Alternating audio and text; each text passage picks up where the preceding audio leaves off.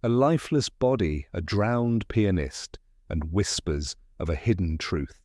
Welcome to Silent Casebook. I am your host, Sterling.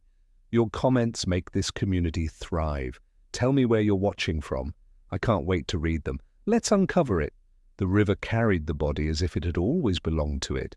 It drifted, half-turned, until the current pushed it against the mossy stone of the weir, where it came to rest with a soft bump that no one heard. The first to see it was a boy named Paul, walking along the towpath on his way to school. He stopped when he noticed something pale floating among the ripples. For a long moment he didn't understand what he was seeing. It might have been a sack, or the belly of a dead fish, or nothing at all. Only when the current spun the body so that a hand broke the surface like a gesture of surrender did he run toward the bakery, his school bag swinging against his back.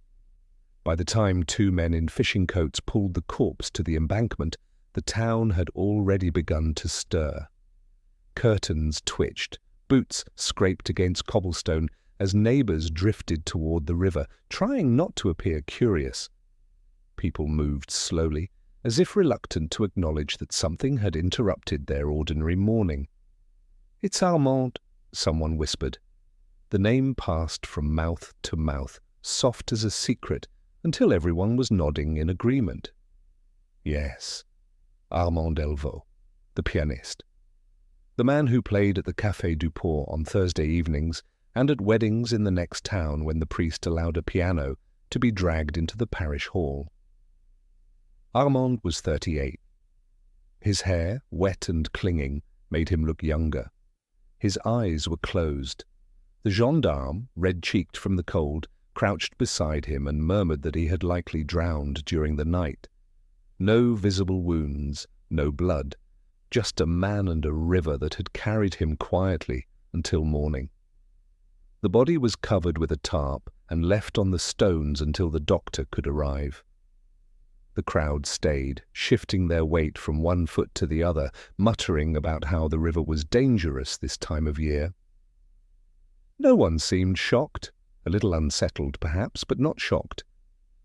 People adjusted their collars, rubbed their hands together, and then returned to their routines, as if the river had given back a piece of their own lives that they didn't want to look at too closely. Luc Morel had been sitting outside the café when the news reached him. He had not planned to stay in the town more than an afternoon. He was travelling between postings, a simple transfer of paperwork and a handshake with the local commissaire, the kind of errand that left him free to linger for a cup of coffee and a cigarette before taking the noon bus back to the city. He rose from his chair and walked slowly toward the river, though he felt no obligation to do so. His coat was buttoned against the damp air, his hands buried in his pockets. He could have turned the corner and avoided the scene entirely, but some quiet instinct drew him there. By the time he arrived, the boy had already been led away, and the crowd had thinned to the most persistent onlookers. The baker's widow, a fisherman with his net slung over his shoulder, and a couple of women who had come down from the market, their baskets half filled with cabbage and onions. "Poor man," one of them said. Her voice carried neither grief nor warmth, just the factual tone of someone remarking on a shift in the weather. Morel observed in silence. He didn't kneel beside the body or speak to the gendarme. He simply let the scene sink into him, the smell of river mud, the faint ringing of a bicycle bell from somewhere in town, the sluggish way the current licked at the stones. He knew of Armand only by reputation. In small towns, pianists were like decorative clocks. Everyone noticed them without quite caring. They played at gatherings, at baptisms, at municipal dinners. They were known not for themselves, but for the air of occasion they created. When the doctor finally arrived, puffing from the cold, he crouched and prodded the body with the casual detachment of someone examining a slab of meat. He murmured about the time of death, the absence of injury, the likelihood of a simple fall. The riverbank was slippery at night. The explanation suited the crowd. People were eager to believe it, eager to fold the event into something comprehensible. A man slips, a man drowns, life goes on. Morel lingered. He noticed the way the baker's widow wiped her hands repeatedly on her apron, though there was no flour on them. He noticed how the fisherman avoided looking at the body entirely, his eyes fixed on the ripples under the bridge. Small details, unremarkable to anyone else, but to Morel they hummed with the soft tension of something unspoken. A cart arrived to carry the body to the doctor's office. The tarp was pulled tighter. A few men lifted the stretcher with the respectful indifference reserved for the dead who leave no real hole behind them.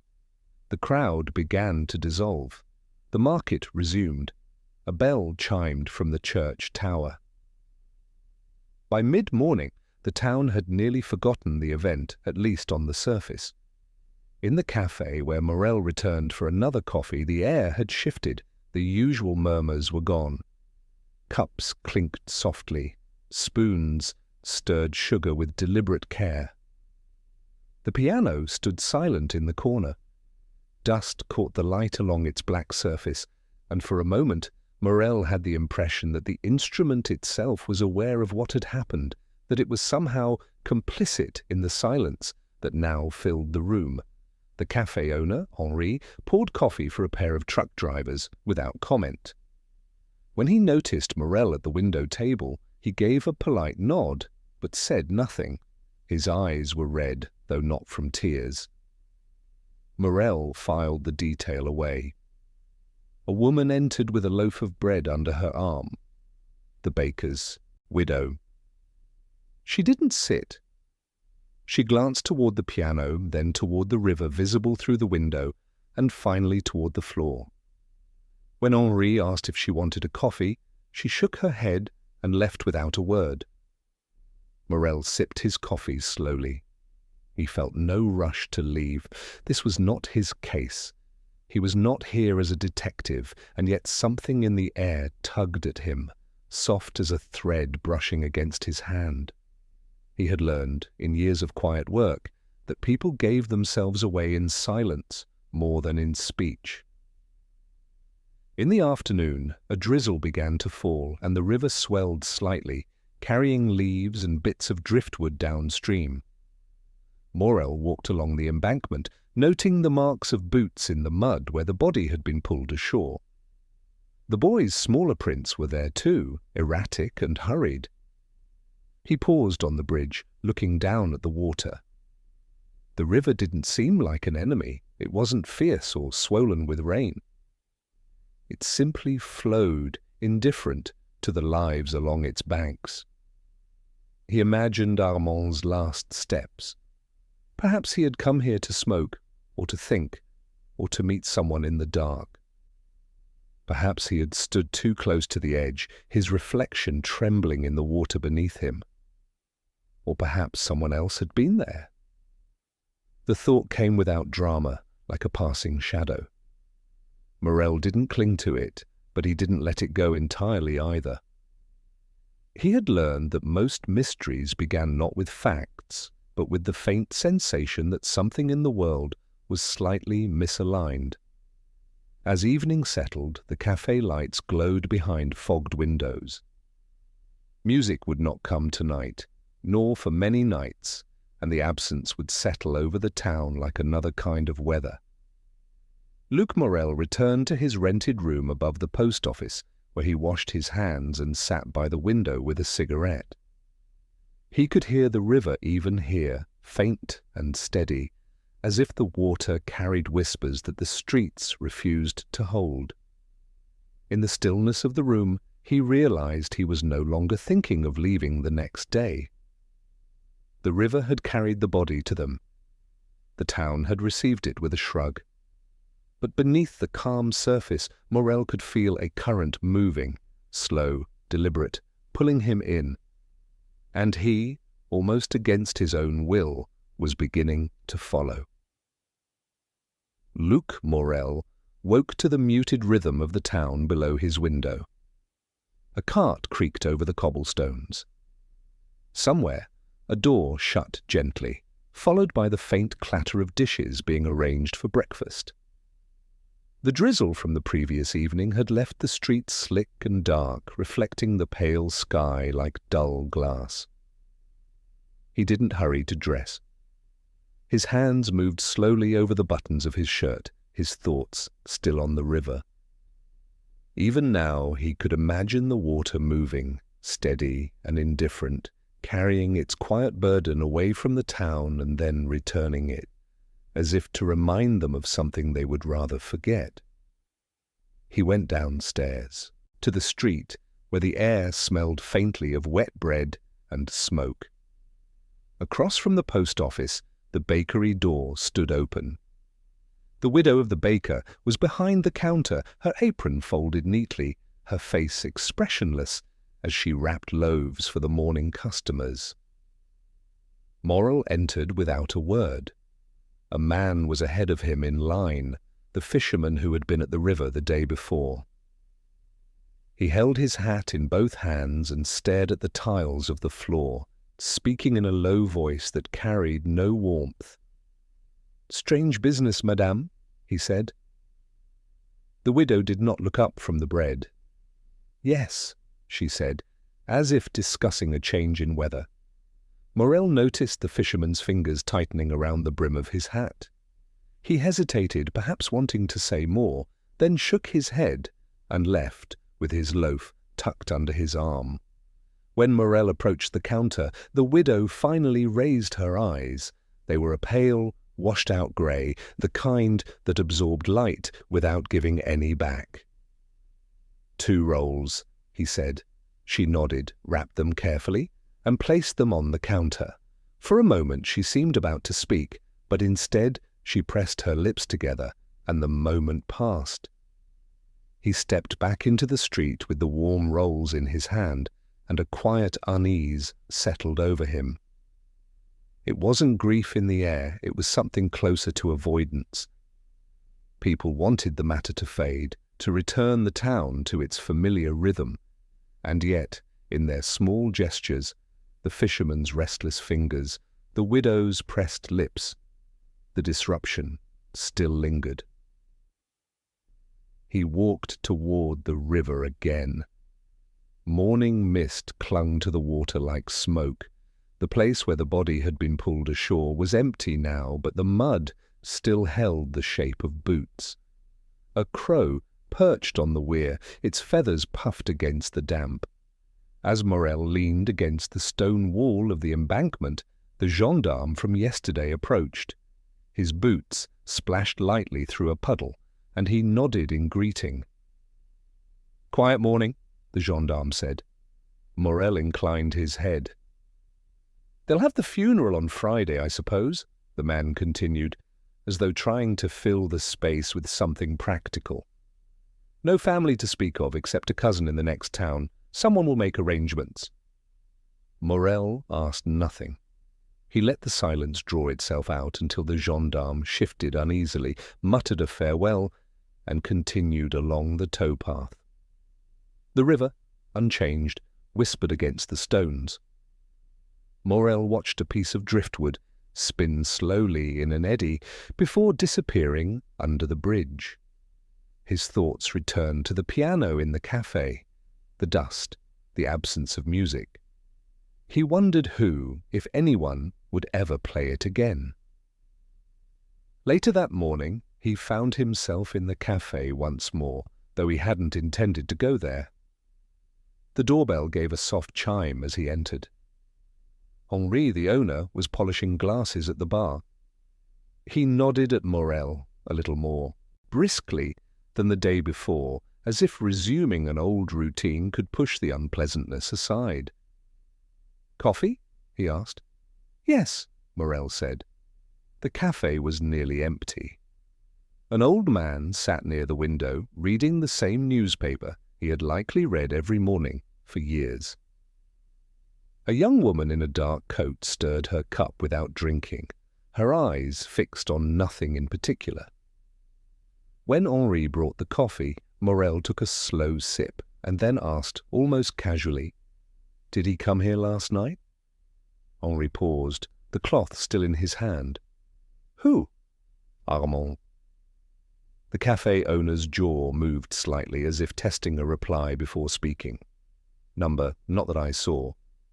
There was no emphasis in his voice, no attempt to convince, just a flat, practiced neutrality. But Morel noticed how Henri wiped the same spot on the bar twice before moving on, and how his eyes flicked briefly toward the piano. He didn't press, he simply nodded, murmured thanks, and went back to his coffee. The young woman in the corner glanced at him once, a brief, cautious look, and then lowered her gaze. Her fingers traced the rim of her cup. Morel imagined she might have heard Armand play here on quiet evenings, perhaps even spoken with him once or twice. He wondered if she had noticed anything the others hadn't, but he didn't approach her. Not yet. By noon, the town had settled back into its habits. Shopkeepers leaned in their doorways. A bicycle bell rang. Children passed in small groups, their laughter muted in the damp air. Morel wandered toward the small market square where a few stalls sold vegetables and fish. He bought an apple from an old man whose hands trembled slightly as he took the coins. "Sad thing yesterday?" the man said. "Yes," Morel replied. "They say he went walking at night," the man continued. "Maybe had a drink too many. It happens." Morel chewed the thought as slowly as the apple. In towns like this, explanations were crafted as shields, not truths. They protected people from the discomfort of possibility. By late afternoon, a pale sun broke through the mist. Morel sat on a bench near the river, watching a pair of swans glide past. He thought of leaving, of taking the next bus to the city and letting the town fold the incident into its own quiet forgetfulness. But as he watched the swans, he noticed the boy from yesterday, Paul, standing at the edge of the embankment. He was alone, kicking lightly at the wet stones, his school bag slung over one shoulder. His movements were slow, distracted. Morel didn't call out, he simply observed. The boy crouched, stared into the water for a long while, and then stood and walked away without looking back. The scene left a faint echo in Morel's mind. He thought of the body drifting, the boy watching, the town absorbing the event like water into dry earth. Everything had returned to quiet, but the quiet felt different now, stretched, strained, as if holding its breath. That evening he returned to his room, opened the window, and listened to the river again. The sound was soft, almost soothing, and yet he felt its pull. He realized he was already part of this place's unspoken tension, and for the first time he wondered if someone else, somewhere in town, was listening to the river in the same way, with the weight of an untold truth pressing against their silence. The next morning, Luc Morel lingered by his window longer than usual. A faint frost clung to the edge of the glass, and below, the street was quiet except for the distant clip of a single horse. The town seemed as if it had swallowed its own voice. He thought of leaving again. He often did in the mornings when the day felt open and unclaimed. He could be on the bus before noon, gone before the next rain. Yet something kept him in his chair, fingers resting on the cool sill. Perhaps it was the way the town seemed to carry the river inside it now, in its silences, its empty corners. When he finally went out, he chose the long way to the river, passing through the narrow lane that ran behind the bakery and the cafe. The cobblestones here were darker, less worn. Washing lines hung overhead, limp in the cold air. As he turned the corner, he nearly collided with Henri, the cafe owner, who was hauling a crate of empty bottles. Henri stopped short, his face briefly startled, before sliding into a neutral smile. "Ah, Morel," he said, a little too briskly. "Early walk?" "Habit," Morel replied. Henri adjusted his grip on the crate. The bottles clinked softly, a sound that seemed louder than it should have in the narrow lane. "Business will pick up again," he said, as if to no one in particular. "These things, they pass." Morel nodded but said nothing. He watched as the man walked on, his back stiff, his steps faster than necessary. Something about Henri's tone had been off. Not defensive, not guilty exactly, but as if he was speaking to convince himself of something he wasn't entirely sure of. At the river, the mist was already breaking under the pale sun. A single figure stood near the embankment, the young woman from the cafe in the same dark coat, her hair tucked under a knitted hat. She didn't turn as Morel approached. He stopped a short distance away, leaning against the wall. "You come here often?" he said softly. She glanced at him, her expression uncertain, then back at the water. "I walk this way to work," she said. "Where?" "The dressmaker's shop near the square." Her voice was steady but quiet, as if any louder might disturb the air around them. "You knew him?" Morel asked. Her hand tightened slightly on the strap of her bag. "Everyone knew him," she said. "He played in the cafe, sometimes at the hall when there was a dance." "Was he close to anyone?" A long pause followed. Her breath formed, a thin cloud in the cold air. "I don't know," she said at last. "He was kind, he listened, but he didn't talk much about himself." There was a flicker in her eyes, not grief exactly, but the discomfort of memory, as if she had once felt seen by him in a way she couldn't explain to anyone else. Morel let the silence stretch. He had learned that people often revealed more to silence than to questions. Finally, she said, "I saw him 2 nights ago. He was sitting on the bench near the bridge, alone." "What time?" "Late, maybe 10. I'd gone to fetch my sister from her friend's house." "Did he speak to you?" "Number?" He only nodded. He looked far away. She hesitated, then lowered her voice. "He seemed sad, but not the kind of sad you talk about, the kind that makes you quiet." The river moved beneath them, soft and relentless. Morel followed its surface with his eyes. "Thank you," he said simply. She gave a small nod and walked away toward the square, her steps light but quick, as if relieved to leave the river behind. That afternoon, the town returned to its rituals. In the market, women bargained over potatoes, men smoked outside the barber shop, and a stray cat threaded its way between the stalls. The world seemed to insist on normality. Morel stepped into the dressmaker's shop under the pretense of looking for a button. The bell above the door jingled, and the woman from the river, Claire, as the older seamstress called her, looked up from the counter. She masked her surprise quickly, nodding politely. The older woman, grey-haired and stooped, shuffled into the back room to fetch a box of buttons. "Are you staying long?" Claire asked quietly, her voice softer than at the river. "I haven't decided," Morel said. He kept his tone even. "Does the town often hold its breath like this?" Claire's eyes flicked toward the back room to ensure they were alone. Her voice trembled slightly now. "People don't like questions here. They like forgetting." Morel studied her face, the faint tension in her jaw. There was more she wanted to say. He could feel it, but fear or caution pressed it down. When the older seamstress returned, Claire went silent, her posture straightening as if a curtain had fallen.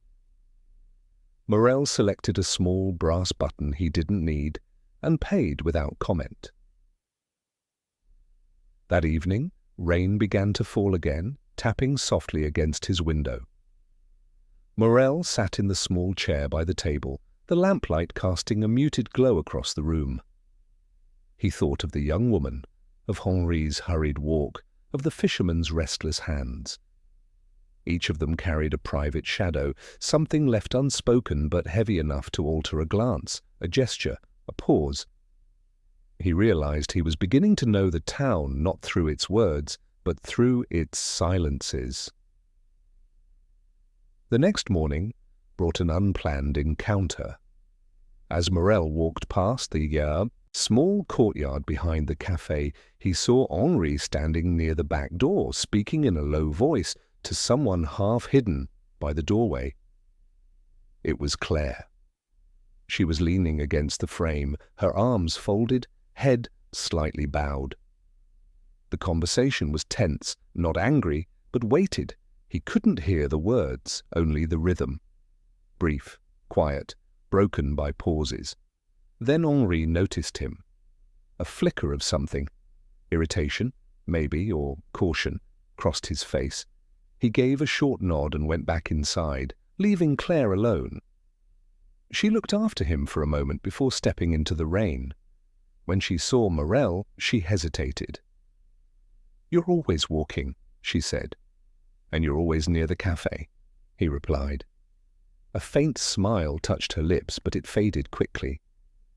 "I grew up here. People talk," she said, almost to herself. "About you?" "About everything." She pulled her coat tighter. "Sometimes it feels like the river hears it all first." She left before he could answer, disappearing into the grey morning, leaving Morel with a growing sense that her shadow, and Henri's, were entwined with the drowned man's, in ways the town preferred not to name. That night, when he returned to his room, he lit a cigarette and leaned against the window. The street was empty, glistening with rain. Somewhere, a piano note echoed in memory only, a sound that had once lived in this town but no longer did. And in that absence, he felt the first pull of the case not as a duty, but as a quiet, inescapable curiosity. The next day began with a soft drizzle that seemed to wash the streets of any color they had left.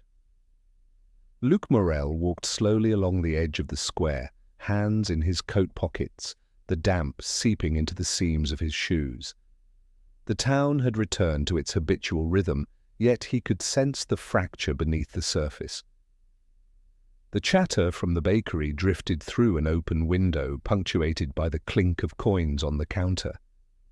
The world pretended it was the same as before, but a drowned man leaves a shadow that doesn't lift so easily.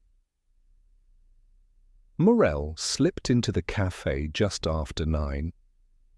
The air smelled faintly of wet wool and coffee grounds. A small fire crackled in the grate, though it seemed more for comfort than heat. Henri was behind the counter, drying glasses with deliberate care. He greeted Morel with a nod that was polite but measured. "You're out early again," Henri said. "It's quiet in the mornings," Morel replied. Henri didn't answer right away. He placed the glass down carefully, as if the sound of it on wood might betray something. Finally, he said, "Quiet can be good, or it can make people think too much." Morel stirred his coffee slowly, watching the liquid form a dark spiral. "Has the police come by again?" Henry's hand froze for a second on the towel. "They asked a few questions, nothing more to say. They know it was, an accident." The way he said the word carried a slight hesitation, a soft catch that most people might miss. But Morel, who had learned to listen more than speak, heard it clearly. "You knew him well?" he asked. Henri shrugged. "He played here often, that's all. He was pleasant enough, kept to himself." Morel didn't press.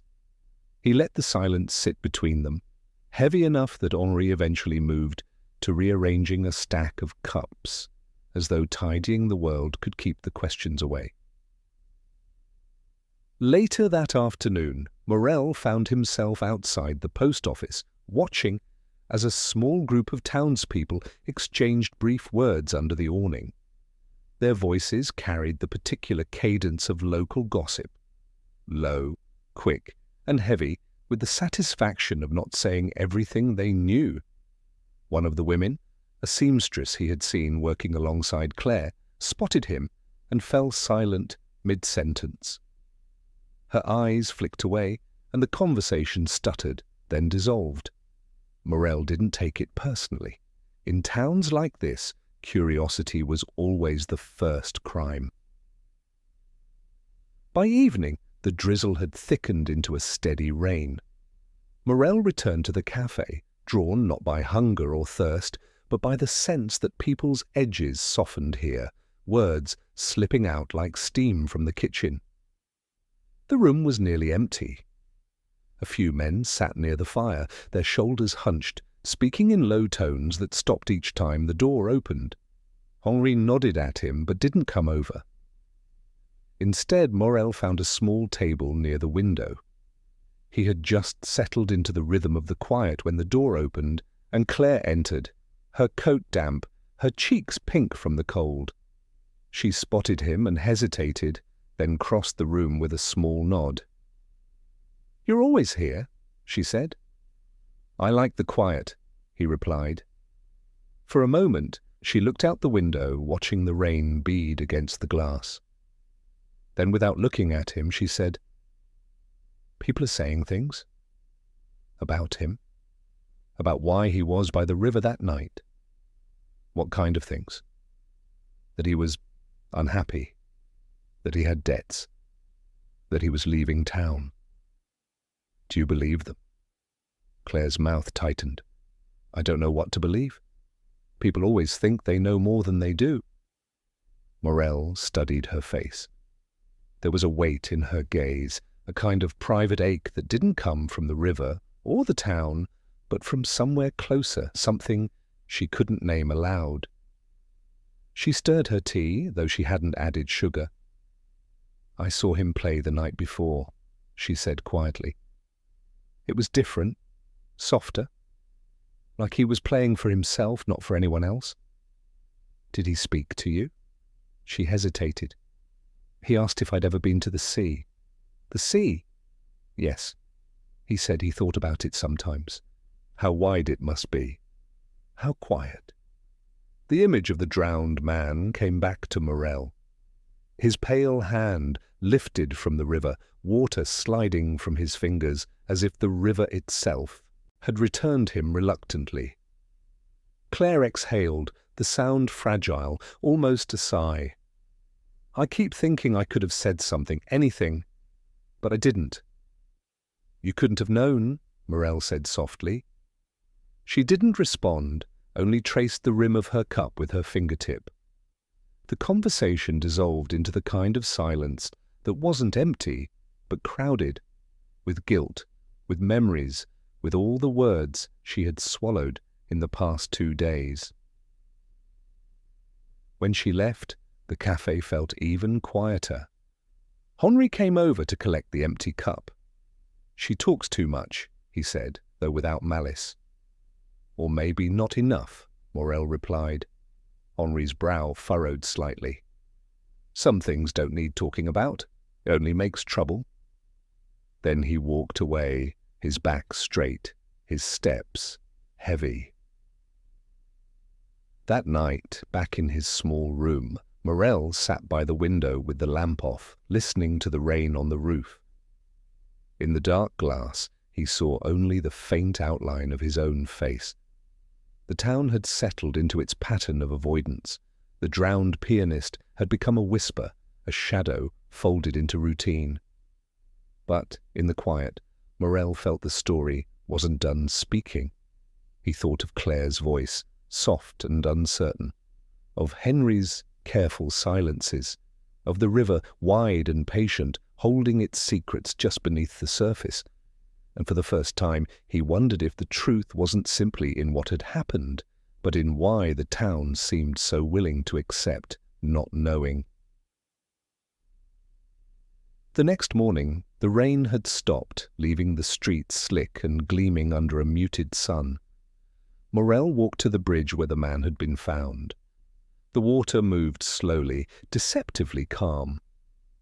Behind him he heard footsteps, light, hesitant. He turned to see Claire clutching a small envelope in her hand. She hesitated before approaching, glancing around as if to ensure they were alone. "I don't know if I should give you this," she said.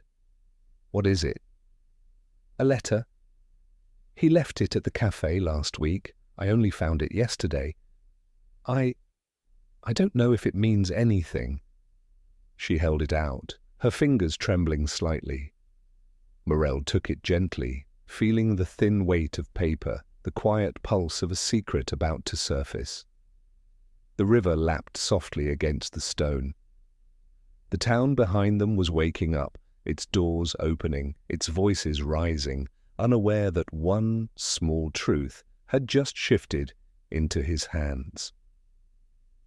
So the letter stayed in Morel's coat pocket for most of the morning. He didn't open it right away.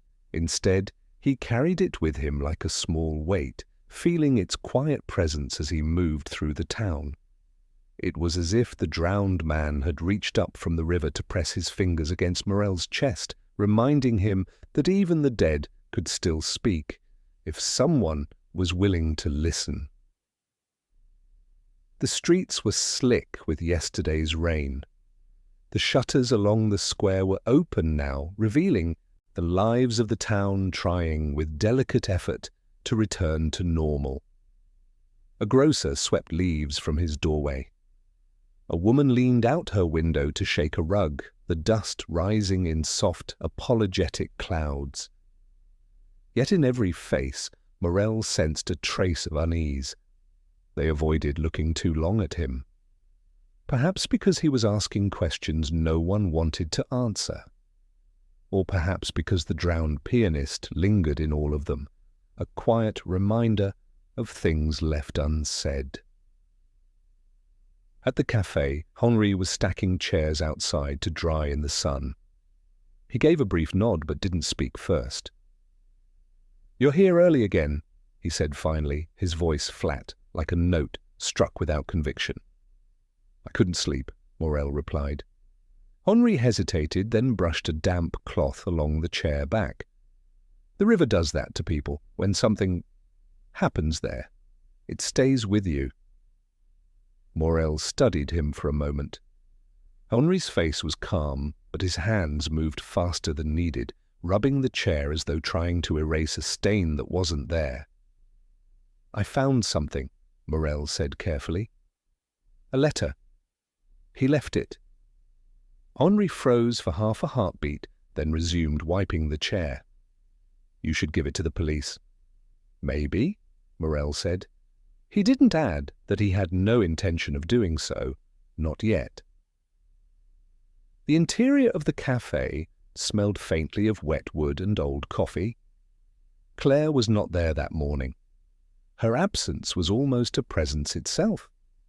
He could see it in the way the empty tables seemed to lean toward the door, expectant. Morel took a seat by the window and finally opened the letter. The handwriting was thin, almost hesitant, slanting to the right as though the words were trying to walk away from the page.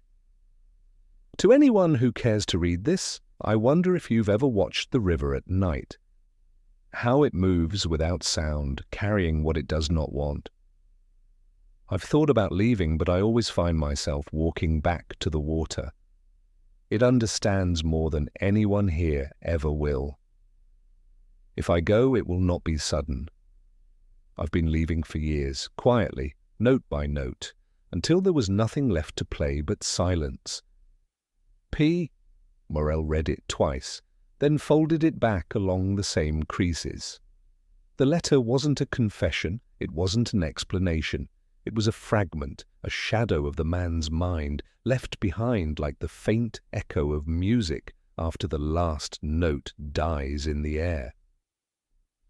For the rest of the morning, the letter coloured everything he saw. A man delivering bread to the butcher turned his head quickly when Morel passed, as if afraid to meet his eyes. A child stood by the riverbank tossing stones into the current, the ripples carrying outward like whispered secrets. The pianist had become a ghost without needing to haunt anyone.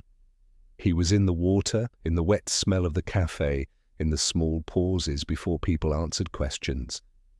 He lived in the town's unease, a silent tenant of theirs, collective guilt. By late afternoon, Morel walked the narrow street toward the church. Its bell tower rose modestly over the rooftops, the metal cross faintly gleaming in the muted light.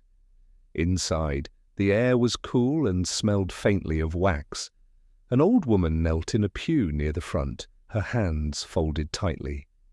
Her whispering voice wove through the space, not quite words, more like an apology offered to no one in particular. Father Auguste emerged from the sacristy, his shoulders stooped, but his eyes sharp. "Morel," he said quietly, as though names themselves should be spoken softly in the presence of death. "I wondered if I'd see you here." "I needed quiet," Morel said. The priest regarded him for a long moment. "Quiet doesn't always give comfort. Sometimes it just makes the heart louder." They walked slowly toward the back of the church. Morel let the silence linger before speaking again. "You knew him?" The priest hesitated, his gaze lifting toward the high windows where rainwater had left faint streaks on the glass. "He came sometimes, sat in the last pew, never stayed long. He didn't look like a man in need of prayer, but perhaps he was." "Did he speak to you?" "A little. About music, mostly. About the river once. He said it had a way of listening without judgment." Morel thought of the letter folded in his pocket. He could almost hear the man's voice now, soft, resigned, leaving notes in the air that no one wanted to claim.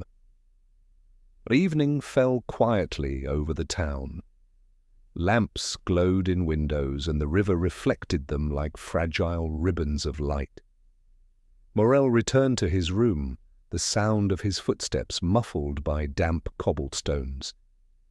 He sat by the small window, the letter on the table beside him, and watched as the night seemed to gather around the river. The town was moving on in its own way. Henri would serve drinks again, laughter would return in low, cautious tones, and Claire would wipe down the tables without meeting anyone's eyes. Yet the pianist remained, not in body, but in the way people paused mid-sentence, in the way they lingered at their doors before closing them for the night. He was a weight they carried in silence, a presence that asked no questions, but gave no peace. Just before sleep, Morel thought about the last line of the letter. Nothing left to play but silence. He wondered if that was what the town feared most, not the death itself, but the mirror it held up to all their quiet regrets. Outside, the river moved steadily under the moonlight, carrying away leaves, branches, and the faint, unshakable echo of a man who had been leaving long before he was gone. The rain returned the next morning, a fine drizzle that coated the streets in silver and blurred the edges of the houses along the river. Morel rose early, feeling the same quiet pull toward the water, as if the drowned man's presence was stronger when the sky wept. He didn't go to the river immediately. Instead, he walked through the square, stopping under the awning of the bakery. The glass fogged with warmth from inside, and the smell of fresh bread drifted out each time someone pushed the door open. Inside, the baker's wife, Madame Fèvre, stood behind the counter, flour dusting her apron. She greeted him with a polite nod, but not a smile. "Morning, Monsieur Morel," she said softly. "Terrible weather again." He nodded. "It suits the town these days." She hesitated, her hands lingering on the paper bag she was folding. Her eyes flicked toward the back of the shop, where a door led to the small kitchen. For a moment, Morel thought she might speak, but then she turned away and reached for a loaf. Back outside, he watched the townspeople moving quickly along the wet streets. their shoulders hunched, their steps were short, as if everyone wanted to spend as little time outside as possible. Not because of the rain, Morel thought, but because of the air the town now carried, an air that was both heavy and watchful. His steps led him toward the river anyway. He passed the café where Henri was inside, wiping glasses without looking up. Through the fogged window, Morel caught the bartender's expression, drawn, tense, almost stubbornly fixed on the task. When Morel entered, the doorbell chimed softly. Henri didn't glance up at first. "You're early," he said flatly, the same words he had spoken almost every morning since the pianist's death. "I walk early," Morel replied. He let the silence linger. Henri's hands moved in small, deliberate circles over the glass. His posture was rigid, his jaw set. "Claire isn't here today?" Henri finally looked up. His eyes were rimmed red, either from sleeplessness or something more private. "She's at home. Best she stays there for now." There was weight in the words, a soft barrier Morel recognized. He decided not to press. The day passed in fragments, rain on the windows, footsteps along the narrow streets, the sound of the river swelling with runoff. By late afternoon, Morel found himself standing in front of a modest stone house near the end of the lane. It was Claire's. A thin curl of smoke rose from the chimney. He hesitated before knocking, then rapped gently against the wood. After a pause, footsteps approached. The door opened just enough for Claire to peer out. Her face was pale, hair tied back loosely, and her eyes carried that tired shine of someone who hadn't slept properly in days. "Morel," she said, her voice barely above the rain. "I wanted to see how you were." "I'm fine." Her eyes darted to the street behind him. "Henri shouldn't have told you to come. There's nothing to say." She began to close the door, but Morel placed his hand gently against it, not pushing, just resting there. "Sometimes saying nothing is heavier than saying too much," he said quietly. Her lips pressed together. She hesitated, then shook her head. "Not today." The door closed. He stood for a moment in the drizzle, staring at the pale blue paint of the door and listening to the soft patter of rain on the cobblestones. Her refusal was quiet, almost polite, but it was absolute. The town was full of such doors. Not all were made of wood. Some were smiles, nods, the briefest deflections. They all kept something locked inside. That evening, Morel returned to his small room and lit the single lamp on the table. The letter from the drowned pianist still lay there. He unfolded it once more, letting his eyes rest on the final lines. There was nothing left to play but silence. He thought of Claire's voice at the door, of Henri's hands moving in small circles, of Madame Fèvre's glance toward the back of the shop. Silence was everywhere, thick as fog. But the following morning, he walked to the church. Father Auguste was kneeling by the altar, polishing a brass candlestick. He rose slowly when he saw Morel, his knees stiff from years of bending in prayer. "Back again?" the priest said softly. "The town feels quieter each day," Morel said. The priest nodded. "Quiet can be a mercy, but sometimes it's a wall." They walked together along the pews. "Claire?" the priest asked gently. "She wouldn't talk to me." "She won't talk to anyone," the priest said with a sigh. "I visited yesterday." She opened the door, but her eyes, they were somewhere else entirely. "Do you think she knows something?" The priest hesitated. "I think grief doesn't always follow the truth. Sometimes it's heavy for reasons we can't see." And that afternoon, Morel lingered near the river. The current had quickened, carrying small branches and clumps of leaves. He pictured the pianist walking along this bank, head bent, perhaps stopping to watch the water the way he did now. Perhaps imagining the river as a companion, a listener, the way the letter suggested. A shutter banged in the distance, a dog barked, and behind it all, the murmur of water filled the silence. The town had closed its doors one by one. He could feel the weight of everything unsaid pressing in on him, a soft, steady pressure that made even the open streets feel confined. And at night, lying in bed, he thought of the door closing in his face, not angrily, not with fear, simply with the finality of someone who had chosen to keep their pain to themselves. The detective knew that in this town, in this kind of mystery, the doors that stayed closed were never just wood and hinges. They were hearts, minds, and memories, keeping secrets not out of malice, but out of habit. And sooner or later, one of those doors would break, not with a bang, but with the slow, inevitable weight of what it carried. Hey! The drizzle stopped overnight, leaving the streets damp and shining under a weak morning sun. For the first time in days, the river appeared calmer, its surface a muted silver rather than the restless brown churn of rain. Morel stepped outside just as the bell from the town hall clock struck 8. It was market day.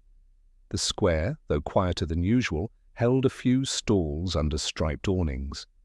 The fishmonger's table glistened with silver-scaled catches from the nearby coast, and Madame Fèvre's bread sent its scent curling through the air. Yet even here, among vegetables and chatter, a heaviness lingered. Conversations ended abruptly when someone walked past. Glances were exchanged, then turned away. Morel drifted from stall to stall, saying little. He had learned that sometimes listening to the town meant not asking questions, but simply being there. People talked when they thought he wasn't really listening. It was near the cheese stall that he heard the first name spoken. Henri. Who else? A woman whispered to her companion. She was bent slightly over a wicker basket, choosing a wheel of cheese, as if the act could disguise her words. The other woman shook her head. You don't know that? Everyone knows he quarrelled with the pianist. Over what? Claire, of course. She spent more time listening to that man play than at home. And then her eyes flicked toward Morel. She closed her mouth, suddenly intent on paying for her cheese. Morel walked on, feeling the first stirrings of the shift he had been expecting. For days the town had kept its doors shut. Now, one by one, they were opening, not to truth, but to suspicion. He paused by the river, where the stone parapet was cold and damp under his hands. He had seen Henri the night before, leaving the café after closing. His walk was quick, his shoulders hunched, a man who wanted the streets to empty before he passed. The sound of footsteps on wet stone pulled Morel from his thoughts. Henri himself appeared now, carrying a crate of bottles toward the café. He spotted Morel and hesitated, his jaw tightening before he forced a greeting. "You're up early," Henri said. "So are you." "Someone has to keep the place running." Henri's tone was clipped. Morel studied him for a moment. The man's eyes were red again, as though sleep had been shallow or absent. There was a nervous energy in his movements, a kind of restless pacing, even when he stood still. "Market day," Morel said casually. "Busy enough?" Henri gave a short laugh without humour. "Busy with tongues, yes. People find it easier to talk when someone else's life is in the dirt." Morel didn't answer. He let the silence settle. Henri glanced at the river, then back to Morel. "If you've come to ask, I'll save you the trouble. I had nothing to do with him. Whatever they're saying, it's just boredom and gossip. This town feeds on it." "I haven't asked," Morel said gently. "Then don't." Henri's voice was tight, almost pleading, though his words, tried to sound firm. Later that morning, Morel stopped by the church again. Inside, Father Auguste was arranging hymn books along the pews. The old man looked up and gave a slow nod, his eyes soft but alert. "Have you heard the talk?" Morel asked quietly. The priest hesitated. "I try not to, but whispers find their way to me. They always do." "They're pointing toward Henri now." Father Auguste sighed. "I wondered how long it would take. He's an easy target, hot-tempered, proud, and too devoted to Claire for his own peace." "You think he could have?" The priest's lips pressed together in a thin line. "I think men are capable of things they never imagine when their hearts are cornered. But I also think this town enjoys a story more than a truth." That evening, Morel walked along the riverbank as the last of the sunlight stretched across the water. The town's lamps were beginning to glow one by one. He could hear the faint, uneven notes of a piano through an open window. Someone, perhaps a neighbor, playing a hesitant tune that broke halfway before starting again. The sound was enough to stop him. Music had not returned to this town since the pianist's body was pulled from the water. It was as if the instrument itself had been in mourning. He followed the sound with his eyes, though he did not move closer. On the opposite side of the street he noticed a curtain twitch. A figure withdrew quickly, leaving only a ripple in the evening quiet. The next morning, the gossip solidified into a name. Morel was having coffee at the cafe when a fisherman came in, shaking rain from his hat. He lowered his voice to Henri, but the words carried in the stillness. "They'll come asking, you know. The police. They already think it's you." Henri's face darkened. His hand trembled slightly as he wiped the counter. "Let them think what they like," he muttered. "I've done nothing." But his denial sounded less like a shield and more like a quiet prayer. Morel left the cafe and walked to the river once more. A light fog had rolled in, curling around the low stone walls and drifting across the surface of the water. The detective leaned on the parapet, watching a single leaf spin lazily in an eddy. He felt the familiar rhythm of the town's breath, the way suspicion rose like mist, soft and inevitable, before settling on someone. It was Henri now. It might be someone else next week. He didn't yet believe the man guilty, but he also didn't dismiss the possibility. In a town where people closed their doors to grief and opened their windows to whispers, guilt often hid in the spaces between words. But that night, Morel returned to his small room. He poured a modest glass of wine and sat by the window, watching the street empty under the street lamps. Somewhere, a door slammed, a dog barked, then fell silent. He thought of Claire behind her own closed door, of Henri in his empty cafe, of the letter from the pianist that still lay on his table. Suspicion had chosen its path. It always did. Whether it found the truth or not, Morel could not yet say, but he felt in the quiet weight of the room that the town was only at the beginning of its long, patient unraveling. The next morning arrived muted, as though the town itself wished not to be noticed. A low mist drifted in from the river and clung to the cobbled streets, softening the edges of houses and muffling footsteps. Morel rose early, pulled on his worn coat, and stepped outside without breakfast. He preferred the town in these quiet hours, before the rhythm of daily life stirred too much, and people's masks were set for the day. He walked slowly toward the river, his hands tucked into his pockets. Every small thing caught his attention, the way a shutter creaked in the faint breeze, the sound of water dripping from the eaves, the faint echo of someone coughing in an unseen kitchen. To him the town was a living thing, its moods carried in these details. By the bridge, he paused. A fisherman he recognized as old Jean stood on the bank with a line in the water, his back bent and still.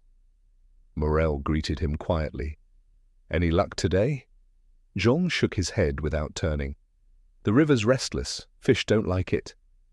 Morel lingered beside him, watching the grey current shift and curl. "The river doesn't forget," he said softly, mostly to himself. Jean only grunted. The man was part of the landscape, observant in his own way, but bound to his silence. Morel didn't push. When he returned to the square, the first shopkeepers were arranging their windows. Madame Fèvre, brushing crumbs from her bakery counter, gave him a nod. She looked tired, though her hands were busy with their usual confidence. "Quiet morning," he said. "Quiet outside?" she answered, not looking up. "Not in here." He waited. She finally glanced at him, and he caught the brief flicker of fear in her eyes. "People are talking about Henri," she said. "I know. They've decided he's the one, haven't they? They always need someone." Her voice lowered. "He's not a good man, perhaps, but I can't see him doing that. He has too much pride, not enough cruelty." Morel nodded. "And yet pride can do strange things." She sighed, turning back to her loaves. He left her with that thought, knowing he had not truly learned anything new. But the tone in which people spoke told him more than the words themselves. Morel spent the rest of the morning walking the familiar routes, the quay, the narrow lane behind the church, the small garden paths where leaves had begun to curl brown at the edges. He passed the Pianist's house again. Its shutters were closed, the front step clean, almost too clean, as if someone had tried to erase the memory of his comings and goings. He sat on the low wall opposite, watching the house without staring. After a few minutes, the upstairs curtain moved slightly. Claire. He could tell by the faint outline of her figure against the pale interior. A pause, then the curtain fell still again. No invitation to enter, no wave. Only the silent acknowledgement of being seen. By midday, he found himself back at the cafe. Henri was there, wiping glasses that did not need wiping. His movements were sharp, restless. A single customer sat near the back, reading an old newspaper without really reading. Morel took his usual seat. Henri didn't ask what he wanted. He poured coffee and placed it in front of him.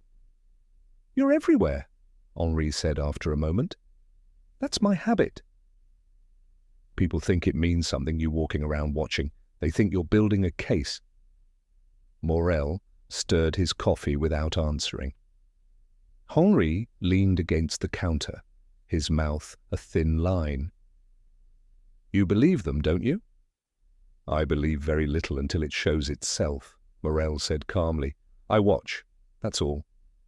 Henri exhaled sharply, like a man holding in more than he could release. "I didn't kill him. If I'd wanted to, I would have, I don't know, shouted, broken something, not this." Morel lifted his eyes to him. "I believe you're angry. But anger and guilt are different things. People confuse them." Henri turned away, muttering something under his breath. The conversation was over. Later, Morel went to the small park near the edge of town. A few children played half-heartedly with a ball, their laughter subdued, as if they too had absorbed the town's unease. On a bench beneath a linden tree sat Claire, alone. She wore a pale coat, her hair pinned loosely, her hands folded in her lap. He approached quietly. "Mind if I sit?" She hesitated, then shook her head. They sat in silence for a while, watching the children. One of the boys kicked the ball too hard, and it rolled near Claire's feet. She nudged it back gently with the toe of her shoe. "Have you been sleeping?" Morel asked finally. Not really. Her voice was soft, a little hoarse. Every time I close my eyes, I hear the water. Morel nodded. It will fade in time. She gave a small, bitter smile. That's what I'm afraid of, that it will fade and I'll forget him like everyone else wants to. Morel studied her posture, the way her shoulders sloped forward, the stiffness in her hands. He sensed she was holding something back, something heavy but shapeless. Henri cares for you, he said quietly. She flinched, barely, but he noticed. Henri cares for himself, she murmured. He wants things to be simple. Life isn't simple. The ball rolled near again, and she returned it more firmly this time. She rose suddenly. I should go. Take care, Claire, he said. She walked away without looking back, her coat brushing against the damp grass. And that evening, Morel sat by his window, the lamp casting a small pool of light over the table. He spread out what little he had collected, a few notes of times and places, half-formed impressions of people's moods, fragments of overheard conversations. He read them as if reading the town itself. Henri, restless, angry, isolated, feared but not respected. Claire, brittle, divided between grief and something like relief. The town, hungry for a story, careless of truth. He leaned back, listening to the faint hum of the street outside. Somewhere a door creaked. Farther away a dog barked twice. Then silence again. Morel closed his eyes. In his mind he replayed the gestures he had seen. Henri's trembling hands, Claire's sudden flinch, the curtain twitching, the market whispers. They formed no clear picture yet, only a tension like a note held too long on a piano. The town was speaking, but in half sentences. He would wait, and he would listen, until the unsaid words became louder than the ones people dared to speak. That night, as he prepared for bed, Morel stepped out once more to breathe the cool air. Mist rose again from the river. In the distance, a single lamp still glowed in Henri's café. The detective watched it flicker in the fog, patient, knowing that every gesture, every silence would eventually point him to the truth, or to the lie the town had chosen to accept. And somewhere in that quiet, he felt the first faint tremor of something unspoken, moving toward the surface. The morning broke with a pale light, cold and damp. Morel woke before the town had fully stirred, as he often did now, and moved about his small apartment in silence. He boiled water for coffee and watched the thin steam rise curling against the window pane. There was something about this hour, the fragile pause before routine, that seemed to hold the town's secrets most tightly. He stepped outside, coat collar turned up against the mist. His shoes made soft sounds on the wet cobbles as he walked toward the river. He always found himself there eventually, as if the current carried more than water. Fragments of thought, whispers of things left unsaid. The river was quiet today, barely rippling. No fishermen lined the banks. He leaned against the railing of the bridge and stared at the water where the pianist had been found. He imagined the way the man's body must have drifted, the silence of that last moment. Not violent, just an ending that slid quietly into the world, leaving ripples for others to puzzle over. A sudden clatter behind him broke the stillness. He turned to see a boy, no more than 12, hurrying along the lane with a satchel. When the boy spotted Morel, he slowed, hesitated, then approached. "Monsieur Morel," the boy said, breathless. "The postman gave me this. He said it was for you. Found it by mistake at the café." The boy held out a small envelope, slightly damp at the corners. Morel took it, nodding his thanks. The boy darted off, leaving him alone again. The envelope had no stamp, only his name in an uneven hand. He opened it carefully. Inside was a single folded sheet of paper. He wasn't alone that night. You are looking in the wrong place. Ask the widow who keeps her curtains closed.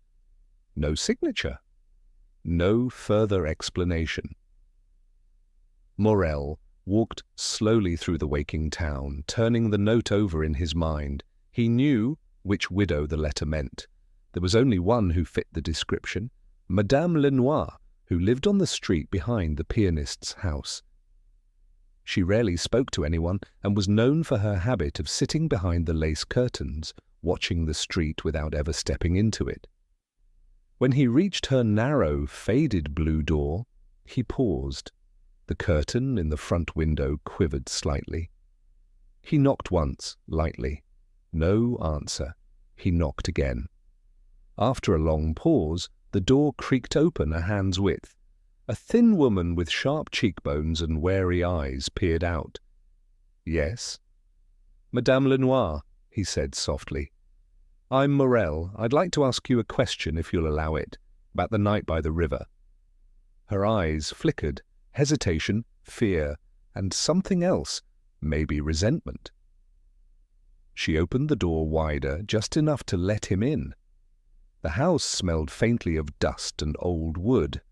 A single lamp burned in the corner, though it was morning. She led him to a small sitting room crowded with furniture that hadn't moved in years. "I don't like trouble," she said, perching on the edge of a chair. "I've had enough of it in my life." "I'm not here to bring you trouble," Morel said. "Only to understand." Her fingers twisted the edge of her dress. "I saw something. I wasn't going to say anything. People never thank you for speaking." "I will thank you," he said quietly. She hesitated, then lowered her voice. "I saw a woman with him, the pianist, that night, late. They came down the street, walking close together. She had a scarf over her head, but I know her. I've seen her 100 times. "Who?" She took a sharp breath. "Claire, the schoolteacher's daughter." Morel stayed silent, letting her words settle into the room. "She was clinging to his arm," Madame Lenoir continued, her voice trembling slightly. "They stopped near the corner. He said something I couldn't hear, and she shook her head. Then they went toward the river. I didn't see them come back." "Why didn't you tell the police?" The widow gave a bitter laugh. "And bring her shame, or mine? People would say I was spying. They always twist things." Morel nodded. He understood. Small towns had long memories, and truth often carried its own punishment. Either leaving her house, he walked slowly, thinking of Claire.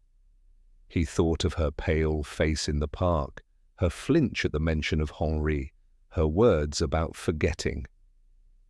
Back in the square, the town was fully awake. The market had opened, and the usual murmur of voices rose around him. He noticed how quickly conversations hushed when he passed, how eyes slid away. The letter had not come from nowhere. Someone wanted him to look in this direction. He found Claire at the edge of the market, a basket in her hand, staring at a pile of apples as though she couldn't see them. "Good morning," he said. She startled slightly, then forced a small smile. "Oh, good morning, Monsieur Morel." "Running errands?" "Yes. For my father. He doesn't like to go out much anymore." Her voice was tight, her eyes restless. He waited, letting the silence stretch between them. People moved around them, the soft rhythm of coins and greetings and footsteps filling the air. Finally, she said, "You look like you want to ask me something."